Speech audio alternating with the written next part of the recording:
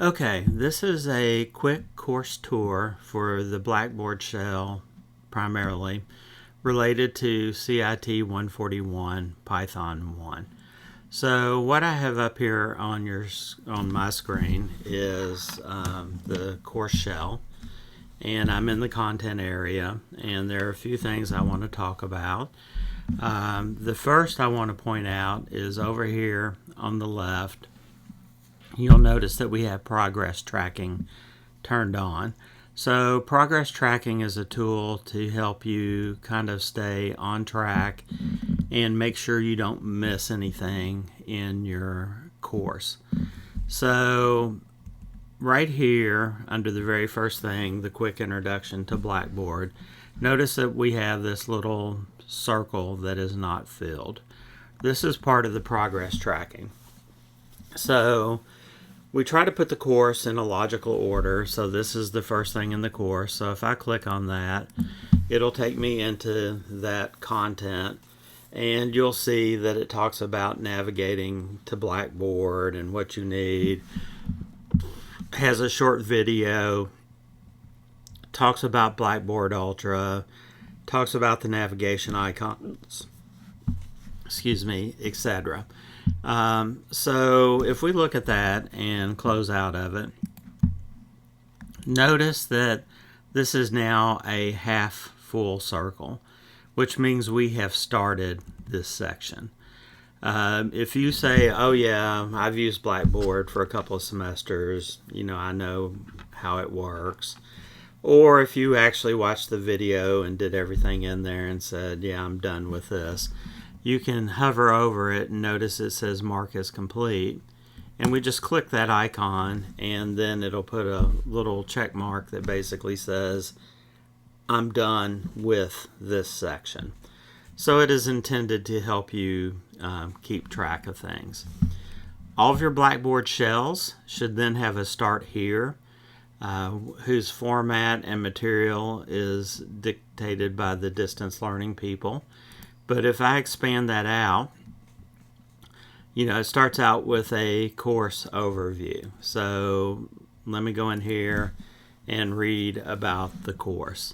So it tells a little bit about the course, what the prerequisites are. Right now in red, it has, insert a link here of the course tour. Of course, that's what I'm recording right now. So when you actually go in there, it should have a link to the video I'm making. It tells why the course matters, talks about progress tracking, talks about the course competencies for the course, what material you'll need. So there's your textbook, and mention that you'll need a webcam, an email, and a microphone. So we can pretend we read through all that very thoroughly and go in and mark that as complete. The next thing I want to show you is in the syllabus and schedule section. In addition to your syllabus, which contains a tentative schedule, they ask us to include a separate schedule document. So the second document here is just the tentative schedule pulled out of the syllabus, so you can get to it very easily and see week by week what topics, what chapters we're going to be covering. It even has your midterm exam listed and also your final exam listed. So that course schedule there can help you keep up to date on things. I'm going to leave that half checked because I need to go back and read the syllabus. I didn't do that. I just looked at the schedule. One thing I want to do before I move on talking about the layout of the course is up here in the navigation bar. We're on content currently. I'm going to click on calendar. The Blackboard calendar, it defaults today. If I'm using this, I'll change it to month first to see assignments listed, and it'll circle days that have assignments due. And if I wanted to know what was due on this date, I could simply click on it, and it will come up and show me assignments that are due that day. I don't have any assignments, I don't think, released yet. Let me see if September, no. So as I assign assignments, they will appear in the calendar. I think you should get in the habit of looking here. I mean, I personally keep an electronic and a physical calendar, but I make sure they're already in sync. I don't know why, but during my summer class, I had a number of students who said, oops, I'm sorry, I missed an assignment because I wrote it down wrong, or because I didn't put it in my calendar at all. And, you know, ultimately at the end of the email I respond back, it's like, by the way, don't forget there's this thing called the Blackboard calendar that will keep track of that for you. Also, in probably week 1, if not week 1, definitely week 2, I will have a separate video or document that talks about the calendar. So the Blackboard calendar is an important thing for making sure you get all of your assignments in on time. So go back to the content and continue on. Here, for this class, we have something called Open Pearson. I will come back and talk to you about this at the end of this video because it's going to open up some other windows. But this is basically where you're going to find your textbook. So you paid a course fee to have access to your textbook, and that access is electronically through this what they call LTI tool, Learning Tool Integration, I think is what that stands for. But we'll come back and look at that link here in a minute. And then down here, week by week, we have the week and what we're going to cover during that week. So a brief description of that. If I go to week 1 and expand that, each week is going to start out with a module overview. And this module overview will have a number of things. It will have what we're covering that week, which is straight from the syllabus. It will talk to you about why the content that week matters. Why is it important for us to cover it? It will tell what course competencies are going to be covered for the material covered in that week. So in week 1, we have 2 of the course competencies that are going to be covered. Some weeks might have 3 or 4. Some weeks might just have 1. And if, for example, we have a week where we're only taking an exam and we're not covering any new material, it would actually say there are no course competencies covered by what we're doing this week. Next section, each of these will have a reading, which in this case there are 2 chapters and 4 appendices that you would be reading that relate to material covered during, in this case, week 1. And then they will each end with a module activities section. It will tell you what assignments are going to be assigned during the week, in this case, week 1. So during week 1, we will have 4 homework assignments that are assigned that are actually due during week 1.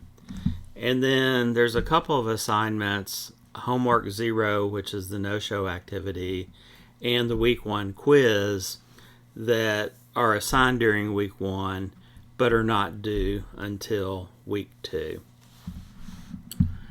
And then following the modules activity, you would have assignments that were due, or links to videos that you needed to watch, things like that related to the course. So that's kind of the layout of the Blackboard course. What I want to do now, since this is your textbook, is go back and click on this Open Pearson link. Now what you're going to see here in the video might be slightly different, but it should be similar to what you see when you click on this. So it opens up a new window. Tells me I'm leaving Blackboard Learn. Do not show that to me again. Launch the course. And unfortunately, I had to log in again. And of course, there is an error message. Unfortunately, I did not get that when I was trying to do this originally.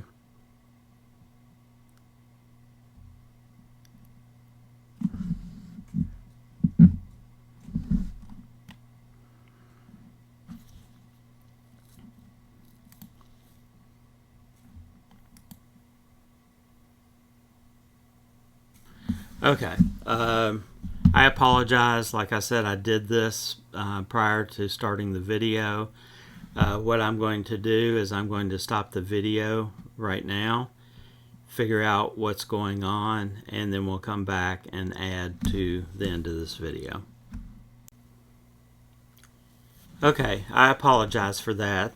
The issue seemed to be the fact that I was doing a student preview of the course, so that what I was showing you is exactly what you would see.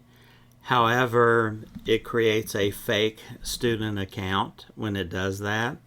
And then when I was clicking on Open Pearson, it was trying to log in or take me to the material for that fake student ID who has not paid the tuition for the course, therefore does not get access to the electronic textbook. So what I've done is I've exited the student preview. I will now click on Open Pearson, and it should go through and open it. So what I want to show you is how to get to your textbook. So I'm going to click on the textbook,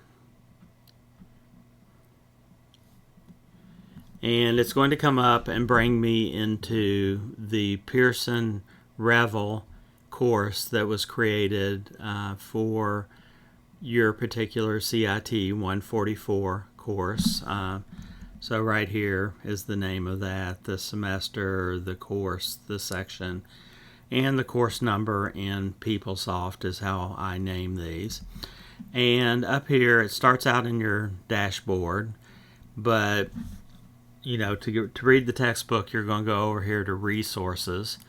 And when you click on Resources, it's going to show that we have the 6th edition of the textbook, starting out with Python. And if I click Open the Book, it's going to come up and give me the book. And then it's going to have, you know, this is the cover of the book. Here's the title page. Here's the copyright page. If I jump down here and expand Chapter 1 and I go to Hardware and Software, notice that the book pages are going to appear over here to the right. Based on the section of my screen I'm recording, the textbook pages are chopped off a little bit in the video, but that will obviously not be the case. Down here at the bottom, which is also out of view, you have forward and backward buttons that you can use to page through your textbook. So that is going to be the primary use of Revel, which is getting to and reading material in your textbook. You will notice that, for example, you can see right here there's a quiz. Here's another quiz. There may be programming assignments or assignments throughout the book. I probably will not assign very many, if any, out of the Revel system, but it is a possibility. So, you know, don't do them unless you just want to study, or unless I tell you to do them because they're part of a graded assignment. The other thing I want to go ahead and mention, I don't want to show this to you right now because you will get documents on this, But as far as programming, once we get started, your assignments will be done on a Unix server that is run by BCTC. Years ago, when that server was first created, it was called the district server because it was used for the Bluegrass BCTC district. When they redid it a few years back, they changed the name to Grace, named it after Grace Hopper. And they're in the process of maybe updating this. So I don't know what the name of the new server will be, if they keep it Grace or they have a new name. But right now it's referred to as the Grace server. Again, it's a Unix server that's running. To gain access to that, you will need to install KCTCS VPN to VPN into KCTCS.